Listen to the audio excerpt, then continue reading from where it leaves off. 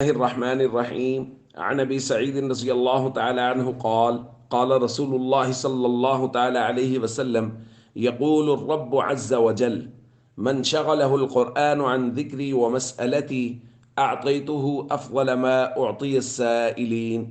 رواہ الترمذی۔ نبی کریم صلی اللہ علیہ وسلم نے ارشاد فرمایا کہ اللہ رب العزت ارشاد فرماتے، یعنی یہ حدیث قدسی ہے کہ جس شخص کو قرآن کریم نے میرا ذکر کرنے سے اور مجھ سے دعا مانگنے سے مشغول کر رکھا ہو، یعنی وہ قرآن کریم پڑھنے پڑھانے میں اس قدر مصروف ہے کہ اس کو ذکر کرنے کا، دعا مانگنے کا وقت نہیں مل رہا، تو اللہ رب العزت فرماتے ہیں کہ میں اس کو مانگنے والوں سے زیادہ بہتر عطا کرتا ہوں۔ دوستو،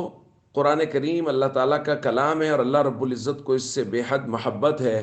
اور اس محبت کا ایک عکس یہ ہے کہ اللہ فرماتے ہیں کہ لوگ دعائیں مانگتے ہیں، ذکر کرتے ہیں، لیکن جو شخص قرآن پڑھتا رہتا ہے، قرآن میں اس قدر مصروف رہتا ہے کہ اس کو ذکر کرنے کا، دعا مانگنے کا وقت نہیں ملتا،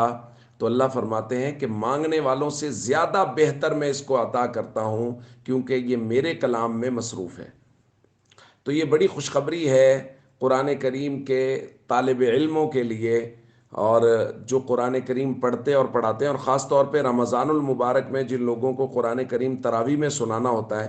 چونکہ وہ سارا دن قرآن کریم کی تلاوت میں مصروف رہتے ہیں کہ انہوں یاد کرتے ہیں، کیونکہ رات کو انہوں نے تراویح میں سنانا ہے، تو اس کی وجہ سے ان کو زیادہ ذکر کرنے کا، دعا مانگنے کا موقع نہیں ملتا۔